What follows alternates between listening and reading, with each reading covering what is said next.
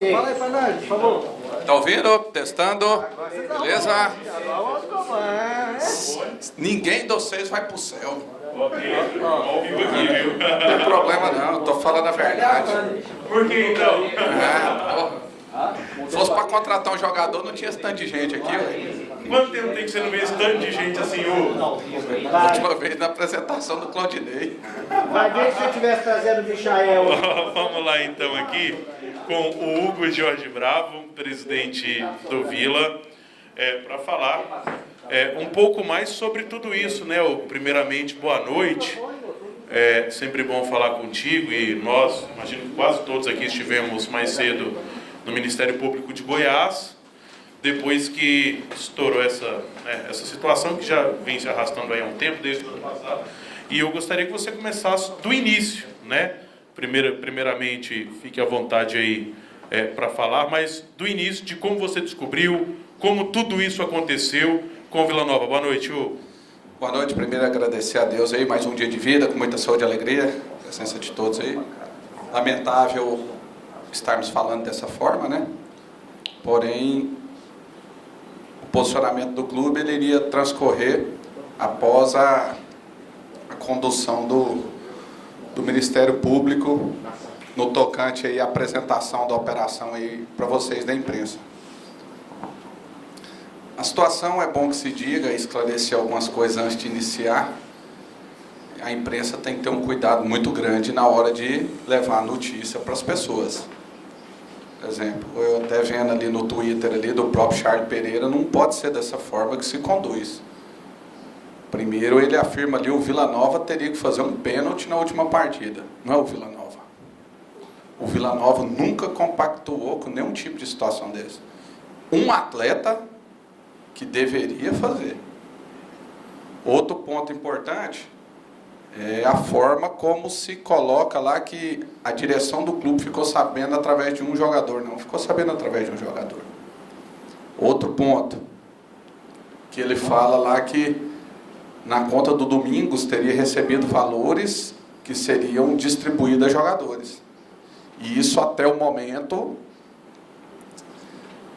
e eu vou falar também sobre isso, o que nós tínhamos levantado até não repassarmos todos os dados ao Ministério Público, não foi bem dessa forma.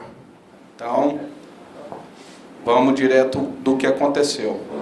Primeiro que aqui nós pregamos sempre pela ética no esporte, cumprimento, respeito aos valores morais. E quando acontece alguma coisa dessa, principalmente embaixo do nariz, é igual uma facada no peito. Porque isso aí, quando a pessoa tenta fazer isso no futebol, principalmente na gente que, a gente tem que ser bem sincero, nos últimos anos a gente trabalhou muito mais próximo do inferno do que do céu. Você trabalha ali no limite praticamente para não cair.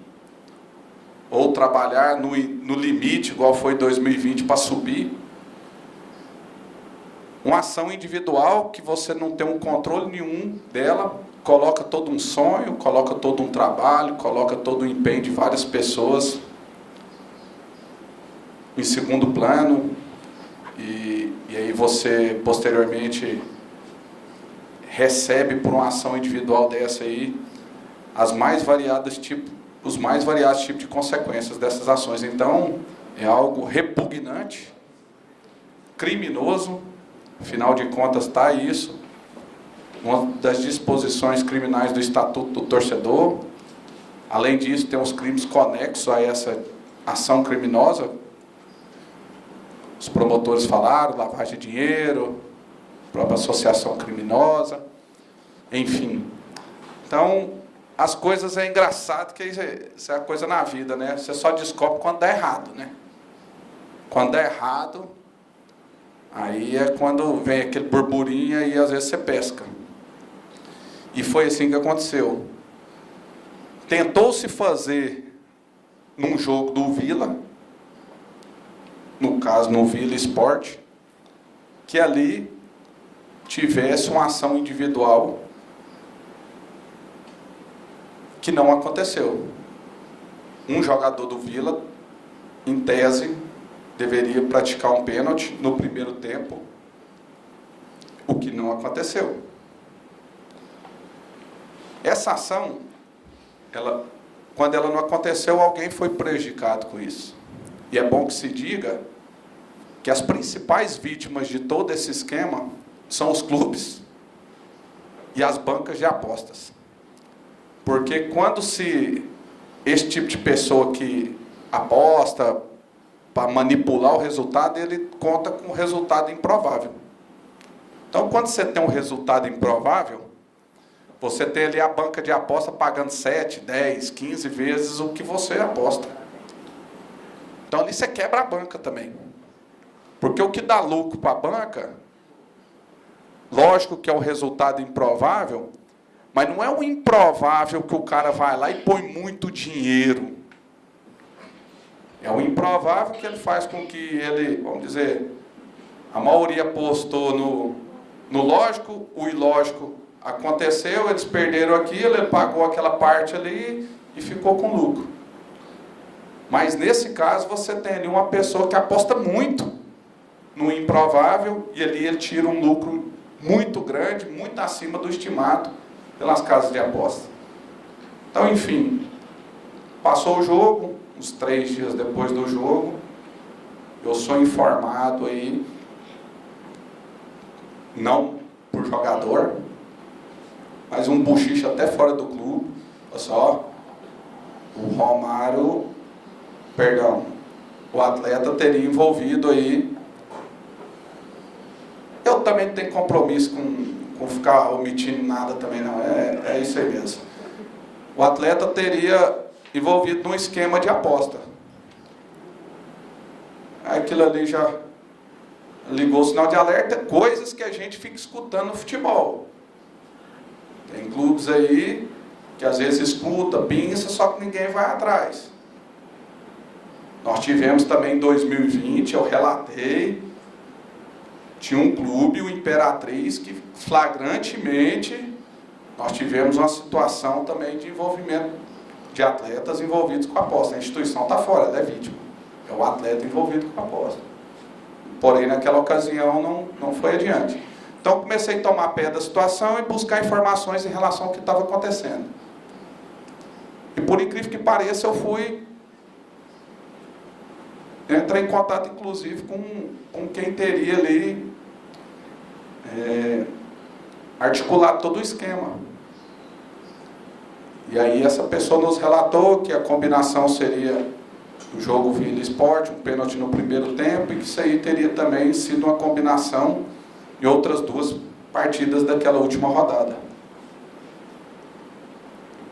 E aí nós fomos conversando, e aí essa pessoa falou que teria um atleta do clube que tinha uma função de cooptar outro atleta, porque esse atleta ele não tinha condição de jogo, então ele tinha que cooptar um atleta para praticar esse ato criminoso.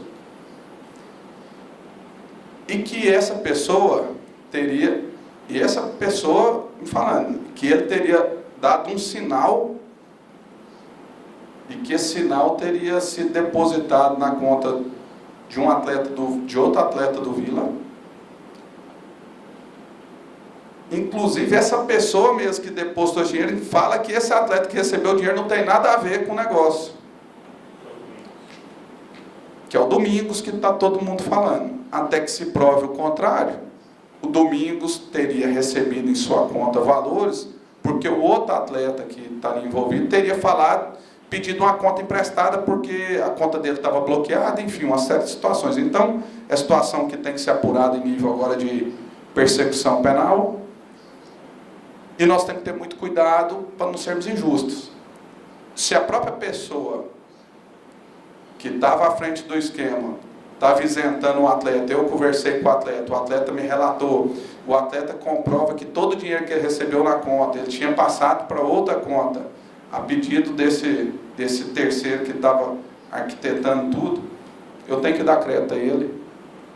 Então eu não posso aqui, e aí a gente tem que ter muito cuidado, de que se não provar o contrário, a gente gerar prejuízo grande a uma pessoa. E ele afirmava que ele também não anuiu a isso. E aí, essa pessoa, por incrível que pareça, ela passou a entrar em contato comigo pedindo providências para mim, para eu cobrar do atleta que tinha recebido dinheiro, a devolução daquele dinheiro. E o que ele alegava? Ele alegava que aquele fato teria gerado um prejuízo de aproximadamente R$500 mil para ele. Porque teriam 3 atletas envolvidos no esquema, de 3 equipes, e que era R$150 mil para cada um que ele tinha prometido. O sinal, conforme já foi falado para vocês, era de R$10 mil. Então, nós reunimos todas essas provas, procuramos o Ministério Público, através do GAECO, que anteriormente já tinha vindo até o Vila, se colocado à disposição, porque eles têm lá um interesse em estar apurando esse tipo de manipulação em resultados esportivos, coisa de 3 anos atrás. Quando surgiu a situação, eu acionei eles, pessoal, vocês não falaram que o dia que se colocaram à disposição, que o dia que tivesse um fato desse aqui dentro do clube, a gente poderia estar passando, está aqui. Fizemos um relatório em nome do clube, porque o clube não coaduna com isso, o clube se sensibiliza e faz com que se sinta no dever moral e social de estar relatando isso, para que isso não venha prejudicar outras agremiações, para que isso também tenha um caráter pedagógico, para que as pessoas não façam em outros clubes, e principalmente não façam aqui dentro do Vila, porque aqui é campo minado para malandro, aqui malandro vai ser explodido, que a verdade é essa. Só que o futebol a gente vive uma mentira, a fraude, porque aqui você fala uma coisa, uma mentira que vira verdade, uma verdade que vira mentira. Então, a gente teve que se ponderar, fomos questionados por várias pessoas, por torcedores, mas a gente tinha a convicção de que, e a consciência tranquila de que a gente estava fazendo o que é certo. Então, o que é certo, a gente está blindado por Deus, e é isso aí. Então, repassamos todas essas provas ao Ministério Público, que tomou de forma brilhante e rápida. Isso aqui a gente tem que considerar que o campeonato acabou, a gente levou a notícia, os dados no final de novembro, dezembro, teve recesso do judiciário, e nós estamos aqui no início de fevereiro, com a deflagração da operação. Então, tem que se destacar o trabalho brilhante dos promotores que estiveram à frente, de toda a equipe deles, que participaram aí da apuração dessa informação que nós colocamos. E que isso sirva de aprendizado. Não nos recordamos num nível de competição igual foi a Série B, de nenhum tipo de operação desse cunho, mas nós estamos aqui, o Vila Nova, a Federação Goiana, a Confederação Brasileira de Futebol, as agremiações de uma forma geral, sérias, porque nós sabemos que tem clubes sendo comprados, principalmente em divisões inferiores, os quais estão sendo comprados tão somente para manipulação de resultados. Mas nós não coadunamos com isso, e isso vai servir de exemplo e de caráter pedagógico para todo desavisado. Hugo, e é até importante destacar também, porque através do Vila, dessa denúncia, que se inicia essa investigação, que já toma conta do futebol brasileiro de uma forma geral, isso foi até enaltecido hoje nessa entrevista coletiva. Eu queria saber de você qual a sua percepção do tamanho do impacto que isso tem nacionalmente a partir de agora, através de uma denúncia do Vila, que até o promotor Fernando acabou destacando hoje, que não está descartado, dentro da investigação, continuando, chegar em jogos da Série A do Campeonato Brasileiro também. Na verdade, a gente sabe que tem, o que falta às vezes é a iniciativa, e é preciso iniciativa, união dos clubes para estar tocando isso adiante, porque não adianta isso aí de chegar a informações, burburinhos de atletas aí, até de nível de Série A, que chega em clube aí, depois não segue no clube, porque chegou a história dessa, porém, nada segue adiante. Então, tem que ter muito cuidado em relação a isso. que a gente espera é que seja apurado o justo, né? A gente não sabe até que ponto essas outras partidas realmente foram verdade, o que a pessoa teria falado. Chama atenção e merece apuração e com certeza vai ser muito bem apurado pelo Ministério Público. E como eu disse anteriormente, a gente tem que ter muito cuidado, porque aqui nós estamos falando de um sonho também de um atleta. Você não pode atribuir ao atleta uma prática de algo que ele não fez. Entendeu? Que nós estamos trabalhando dentro da verdade, dentro daquilo que nós apuramos e dentro daquilo que nós temos convicção. Então nós coletamos esses dados, repassamos ao Ministério Público e lá eles estão tratando como prova, isso que a gente produziu para eles. Eles estão produzindo muito mais e aí vai uma série de ações judiciais, medidas cautelares que eles estão produzindo lá e vamos chegar agora no trabalho deles para chegar numa resolução de bom termo e da forma mais justa. Presidente, o jogador que foi cooptado aí pelo esquema fraudulento, ele tinha o papel de convencer algum dos companheiros dele a praticar o pênalti no primeiro tempo. Isso. Chegou até essa conversa dessa pessoa com o restante dos jogadores, do vestiário? Teve essa... Não foi no vestiário, foi em outro momento, teve a conversa, foram completamente rechaçados, inclusive falaram que eles iam dar até um couro nele aqui dentro. Porque, e é uma coisa que a gente sempre primou aqui dentro, foi por trazer atletas de caráter. E aí, às vezes, um ou outro entra no meio ali, mas já é pensado por alguém que tem caráter, que vai te blindar nessas situações. E isso fez com que a gente chegasse aqui até hoje, apesar de todas as dificuldades, cumprindo os nossos objetivos ano a ano. Ô presidente, no ano passado, quando surgiu o burburinho, né, nos bastidores, houve a rescisão do jogador. E agora outro jogador aqui foi citado, que até vinha jogando, está no grupo atual, né? Que é o Domingos. Como é que fica a situação dele, já que ele foi citado? Não se sabe, porque ainda há uma investigação, mas ele já foi citado. Como é que fica a situação dele? Meu amigo, eu já até respondi essa pergunta. Mas eu vou lhe falar novamente que aqui não tem justiceiro para ficar fazendo justiça desmedida aí, apontando o dedo sem ter prova. Se a gente tivesse convicção de que ele teria envolvido de má fé nesse esquema, ele teria afastado, porque eu não tenho dó de ninguém, eu tenho amor na minha vida. Meu pai, minha mãe, meus irmãos, minha avó, minha madrinha, minha mulher e meus filhos. E esses aí eu tenho amor. Resto, amigão, zero. Então é o seguinte, pisou na bola, já era. Então, essa questão que eu esclareci para você e o que foi informado é que ele teria recebido os valores, que ele teria sido objeto de engano, uma história ardilosa de que ele emprestou a conta para uma pessoa que não teria condição de estar recebendo um valor numa conta, porque teria problema nessa conta, que estava bloqueada, alguma coisa assim. Assim é o que nós apuramos até o momento.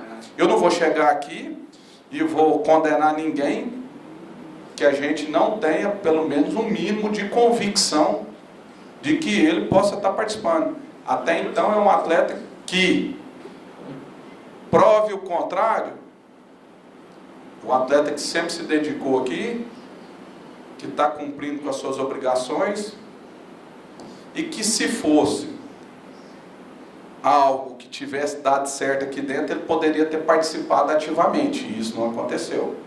Então, por isso que nós temos que ter calma, cautela, porque ali nós estamos falando de um sonho, de um garoto. Se ao final ficar comprovado que ele também agiu de má fé, que ele também vai pagar por isso. Mas aqui eu não posso condenar ninguém de forma antecipada. Hugo, até sobre isso, né, você já deixou bem claro que conversou com o próprio Gabriel Domingos. Eu queria saber só se o Vila, já acreditando, né, dessa inocência dele, vai oferecer defesa para o Gabriel Domingos. Oferecer defesa? Ajudar ele na defesa. Também não é defensoria pública, não. Ele tem que se virar e arrumar os problemas dele para lá. Prestou a conta porque quis. Então é problema dele. Que quem tem fio barbado é gato. Então que é o seguinte, eu formo a minha própria convicção. que eu apurei, não formou até então convicção de má fé dele. Porque raciocina comigo. Eu conheço outra parte. Outra parte era cheia de história aqui dentro, não foi só isso. Chega no menino e fala assim, me empresta minha conta está bloqueada, está com problema lá, eu não consigo receber, me empresta aí que vai cair um dinheiro na minha conta. Ali é para falar que passou o dinheiro, que era um empresário dando dinheiro, que era um dinheiro no acerto, pode falar 1 milhão de coisas. Ele pega esse dinheiro na conta dele, depois ele me apresenta um comprovante no mesmo...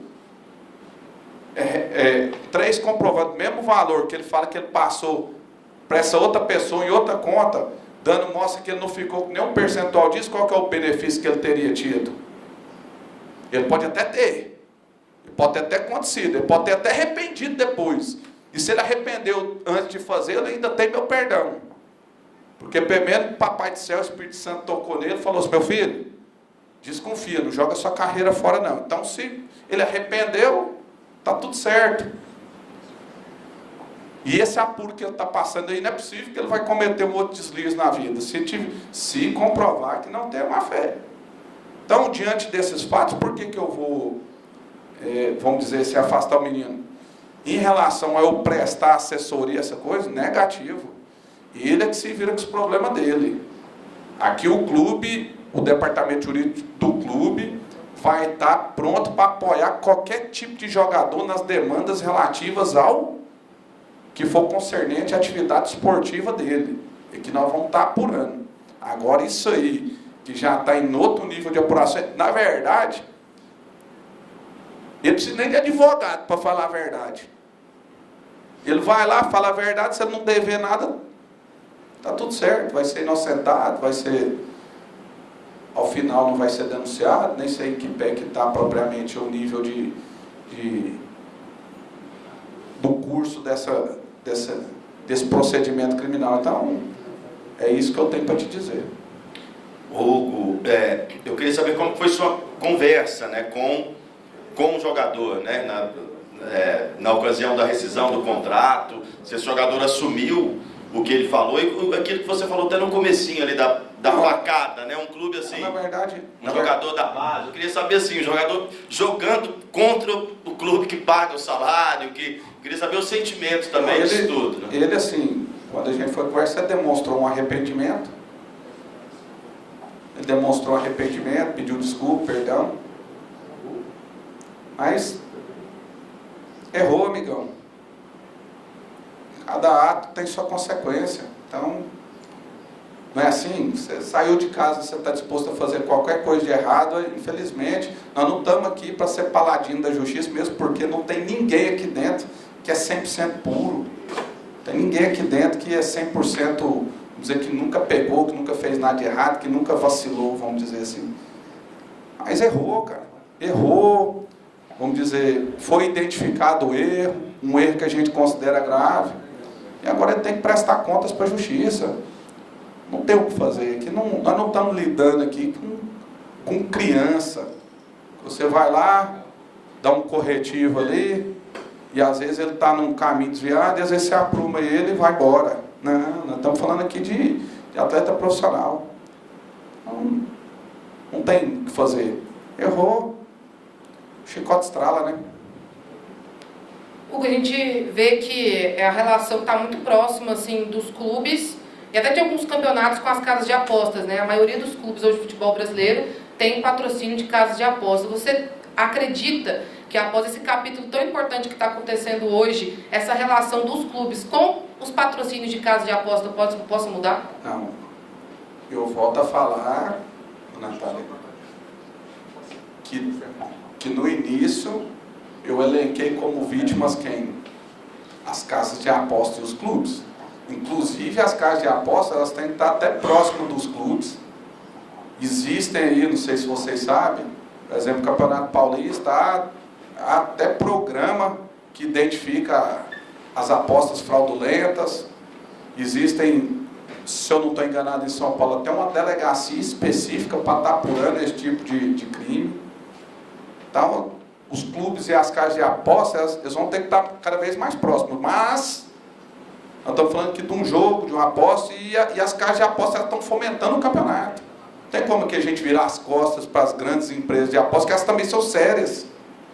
Elas são sérias. Elas cumprem rigorosamente com o clube os seus contratos de patrocínio. Elas são vítimas como os clubes. Então, para mim, a relação tem que estar cada vez mais próxima.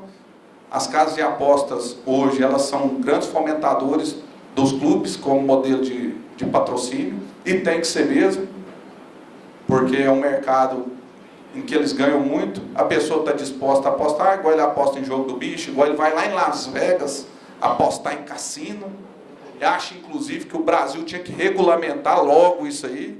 Pega aquele Nordeste, aquele sertão que está esquecido, faz uns cassinos lá, Las Vegas ali dentro, promove, vamos dizer assim, o crescimento local, e é assim que a coisa funciona. Agora, para isso, para dar certo, você também tem que ter os órgãos de repressão bastante atuantes, porque a gente sabe que onde tem interesse, onde tem dinheiro, vai ter manipulação, vai ter roubo, e vai ter esse tipo de situação. Presidente, você falou que o atleta, ele, na conversa contigo, pediu perdão e tudo, mas assim, me parece que já era um jogador, de certa forma, vou usar aqui um adjetivo ruim, assim, meio que problemático. Não teria sido assim, o primeiro erro dele no Vila. É claro que erros com proporções menores, que o Vila, talvez por acreditar no potencial dele, tentava contornar por serem erros menores. Qual que era a relação assim, do Vila com o jogador nessa questão comportamental dele? Era um atleta que ele tinha um comportamento mais, vamos dizer, se era mais, trazia um certo probleminha a mais para nós, porém a qualidade dele fazia com que você fosse ajustando, mas chega um ponto que aí você tem que encerrar esse tipo de relação, porque vai tomando uma proporção que não é legal. Então, a gente lamenta muito, porque é um talento, espera inclusive que daqui a pouco se recupere, não sei se vai ter grandes oportunidades, mas que fica aí de exemplo aí para os outros que estão começando também, que só ter talento não basta. Tem que ter caráter, tem que ter profissionalismo, tem que ter comprometimento. Presidente, quando você estava explicando como que chegou a conversa que você tomou conhecimento, falou que foi um informante, não uma pessoa que entrou em contato, te ligou, como que foi que aconteceu? A pessoa escutou.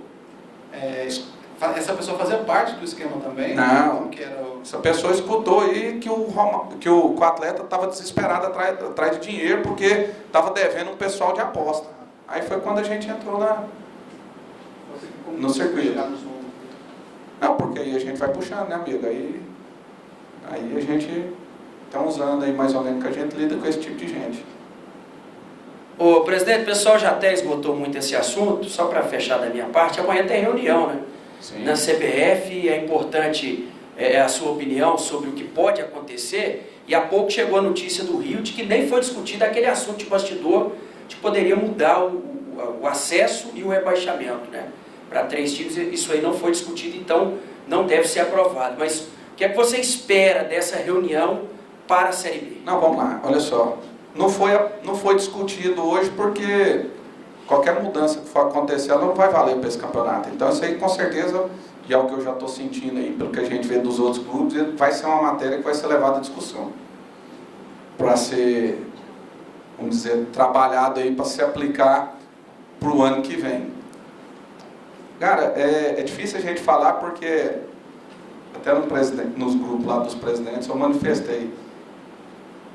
Aqui para nós, se a gente for ver assim, ao longo dos últimos 30 anos, a gente está mais próximo do inferno do que do céu.